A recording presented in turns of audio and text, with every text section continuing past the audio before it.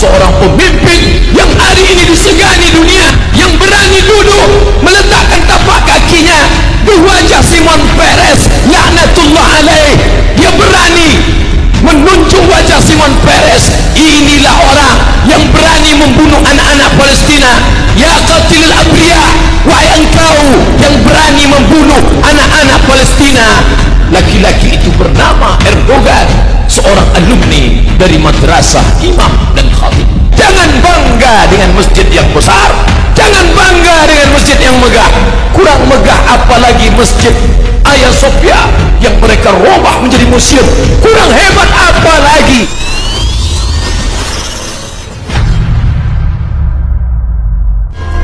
Seperti yang dilansir dari Glora.co, anggota Persatuan Ulama Dunia Dir Nawaf Hayil Takrori mengkritik pemimpin negara-negara barat yang mengecam Presiden Turki Recep Tayyip Erdogan setelah mengembalikan fungsi Hagia Sophia menjadi masjid. Dia membandingkan langkah otoritas Israel menutup ratusan masjid di Palestina, sementara mereka hanya diam saja. Zionis yang menjajah Palestina lebih dari 70 tahun, lalu mengubah banyak masjid di desa-desa dan kota-kotanya menjadi museum hingga kafe, kata Nawaf seperti dikutip laman resmi internasional Union for Muslims Scholars alias IUMS Rabu 15 Juli lalu. Nawaf membeberkan, selain menutup ratusan masjid, Israel juga berusaha menutup Masjid Al-Aqsa di Yerusalem. Bahkan 3 tahun lalu, Israel ingin menutup Masjid Al-Aqsa dan melarang umat Islam beribadah di tempat Isra dan Mi'raj Nabi Muhammad SAW itu. Namun umat Islam di Palestina terus memprotes hingga penutupan gagal. Nawaf mengaku bangga dengan ketegasan Erdogan mengembalikan Hagia Sophia menjadi masjid. Langkah tegas itu menjadi harapan baru pembebasan Masjid Al-Aqsa dari cengkraman Israel. Semoga Allah memberi kemuliaan kepada Presiden Erdogan atas sikap terhormat itu. Semoga Allah melindungi Turki dan semua negara muslim dan kesucian mereka dari semua agresi, ucap Nawaf. Sementara itu, Dewan Yudisial Muslim, kelompok muslim utama di Afrika Selatan, memuji keputusan pemerintah Presiden Turki Recep Tayyip Erdogan yang sudah mengubah Hagia Sophia kembali menjadi masjid. Kepala Dewan Syekh Irfan Abraham mengatakan kepada Andalus Agency pada Senin 13 Juli bahwa ia bangga Hagia Sophia akhirnya dibuka kembali untuk beribadah umat muslim.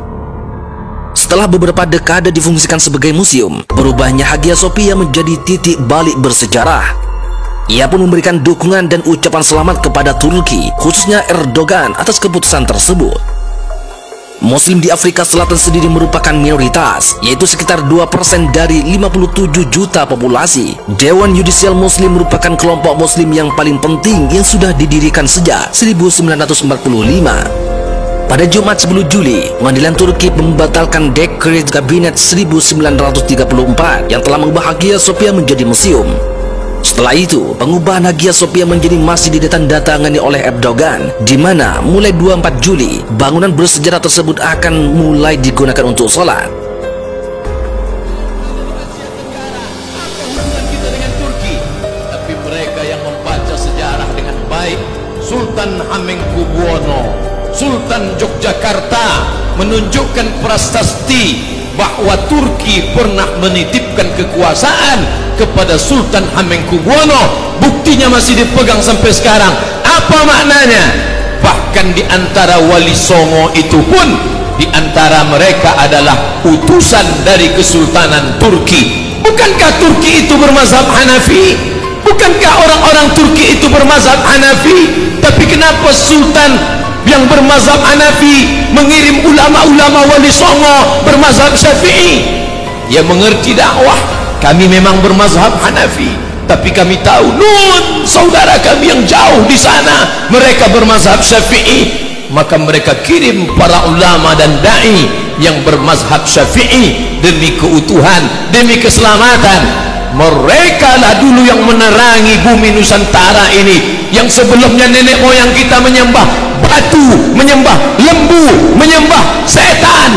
Tapi begitu dai Islam dari Turki itu datang, semuanya bersyahadat asyhadu an la ilaha illallah wa asyhadu anna muhammadan rasulullah. Maka kejatuhan Turki juga ikut menjadi keruntuhan kita. Apakah malam tak berakhir? Tak tampakkah cahaya? Ternyata di tengah gelapnya sekularisme, di tengah gelapnya westernisasi kebarat-baratan. Dalam kekuasaan Islam kalah, dalam politik Islam jatuh, dalam ekonomi berkeping. Tapi ada satu titik terang, ada satu yang tidak dihapuskan oleh Mustafa Kemal Atatürk. Apa dia? Madrasah Imam wa Khatib. 1924 masjid tidak lagi ramai, khamar dihalalkan, perjudian, prostitusi, pakaian pendek, semuanya merajalela. Tapi ada satu yang tidak dapat dihapuskan, Madrasah Imam wa Khatib. Ada sekolah khusus untuk imam dan khatib. Pelan tapi pasti, walaupun negara sekuler, walaupun orang mabuk di tengah jalan, walaupun diskotik di mana-mana, Madrasah Imam wa Khatib tetap eksis. Guru-guru dengan keikhlasan mengajarkan Al-Quran, guru-guru dengan lillahi ta'ala mendidik anak-anak. Subhanallah, Masya Allah, dari Madrasah Imam dan Khatib itu hampir seabad lamanya mereka ingin memadamkan cahaya Allah. Yuriduna ayyutfi'u nurallah, mereka ingin memadamkan cahaya Allah. Wallahu mutimmu nurihi, tapi Allah menyempurnakan cahayanya. Masya Allah, ada satu yang tak padam, Madrasah Imam wa Khatib. Dari sekolah imam dan khatib ini lahirlah seorang pemimpin yang hari ini disegani dunia, yang berani duduk meletakkan tapak kakinya di wajah Simon Peres laknatullah alaih. Dia berani menunjuk wajah Simon Peres. Inilah orang yang berani membunuh anak-anak Palestina. Ya qatilul abriya, wahai engkau yang berani membunuh anak-anak Palestina. Laki-laki itu bernama Erdogan, seorang alumni dari Madrasah Imam dan Khatib. Kita boleh kalah dalam bidang ekonomi, kita boleh kalah dalam bidang politik, tapi ada satu yang tak pernah mati, pendidikan Islam. Mari kita tanamkan agama Islam di dalam diri anak-anak kita. Banyak orang yang tidak sabar dengan keadaan ini, lalu mereka menempuh jalur kekerasan, radikalisme, bunuh, bakar, hancurkan. Ini bukan ajaran Islam. Islam datang dengan kelembutan. Ud'u ila sabili rabbik, ajak mereka ke jalan Tuhanmu bil hikmah, dengan kata-kata yang santun dan lembut, wal mau'izatil hasanah, dengan curi tauladan, contoh yang baik, keteladanan, keagungan, kemuliaan. Andai dia ingin berdebat, debatlah dia. Wajadilhum, debatlah billati hiya ahsan, dengan cara yang lembut, dengan cara yang santun, dengan cara yang baik. Di lokal itu guru tetap mengajarkan Bismillahirrahmanirrahim, Alif Lam Mim. Ternyata keikhlasan itu berbuah. Hari ini Eropa, Amerika gentar ketika disebut nama Erdogan. Kenapa? Karena di dalam diri itu ada kekuatan. Allah berjanji, wa may yartadda minkum an dinih, siapa di antara kamu yang murtad, kalian tinggalkan agama ini, fasawfa ya'tillah, Allah akan ganti. Andai murtad semua orang ini, apakah Allah rugi? Wa may yanqalib ala aqibaihi, siapa yang meninggalkan agama ini, falan yadurrallaha syai'a, Allah tidak rugi walau sedikit pun. Allah tidak akan merasa rugi walau sedikit pun. Ketika semua orang Turki meninggalkan Islam, ketika mereka merubah masjid menjadi museum, ketika mereka melarang perkumpulan, apakah rugi Allah? Wa may yartadda minkum an dinihi, siapa yang murtad meninggalkan agama ini, fasawfa ya'tillah, Allah akan ganti. Dengan apa Allah mengganti? Biqaumin, dengan sekelompok orang, yuhibbuhum wa yuhibbunah, Allah cinta kepada mereka dan mereka pun cinta kepada Allah. Yujahiduna fi sabilillah, mereka berjihad di jalan Allah dan mereka tidak takut sedikit pun, karena yang mereka perjuangkan adalah bumi Allah, yang mereka tolong adalah hamba-hamba Allah, dan mereka mengharapkan balasan hanya dari Allah Subhanahu wa ta'ala. Setiap pagi, petang, siang dan malam kita katakan, innaka la tukhliful mi'ad, engkau tidak ingkar janji.